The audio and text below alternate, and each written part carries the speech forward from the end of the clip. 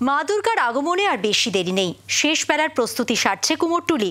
তবে এবার কাজে বাঁধ সেধেছে এক নাগাড়ে বৃষ্টি থেকে মূর্তি বাঁচাতে নাকাল শিল্পীরা। প্রতিবন্ধকতাকে সঙ্গে নিয়েই জোর কদমে প্রতিমা গড়ার কাজ চালিয়ে যাচ্ছেন মৃৎশিল্পীরা।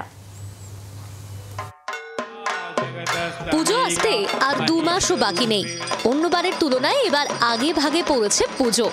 জোর কদমে শেষ বেলার প্রস্তুতি সারছে কুমোরটুলি।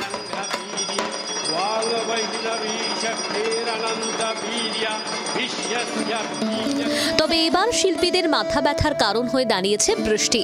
একই ঘিঞ্জি এলাকা, তার উপর অতিবৃষ্টিতে প্রতিমা বাইরে রেখে শুকোতে দিতে সমস্যা হচ্ছে। প্লাস্টিক টাঙিয়েও লাভ হচ্ছে না বিশেষ।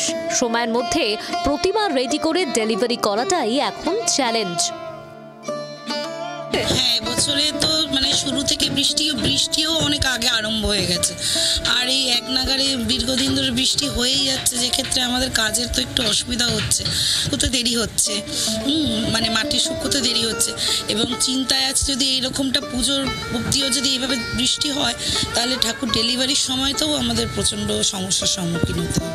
সমস্যা কি বলবো, এখন প্রচন্ড এত বৃষ্টি হচ্ছে যে ঠাকুর গড়া তারপর শুকনো সেটা একটু অসুবিধাই হচ্ছে।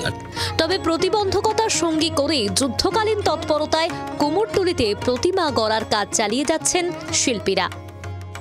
পুজো এসে গিয়েছে এবং তো একেবারেই বোঝা যায় কুমোরটুলিতে পা রাখলেই কুমোররা এখানে প্রতিনিয়ত কাজ করে চলেছেন।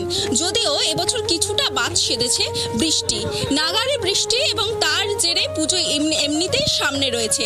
সেই জায়গা থেকে কিছুটা সমস্যার মধ্যে পড়তে হচ্ছে কুমোরটুলির শিল্পীদের। তবে সেই সমস্যার মোকাবেলা করেও তারা প্রতিনিয়ত কাজ করে চলেছেন দুর্গা পুজোর জন্য।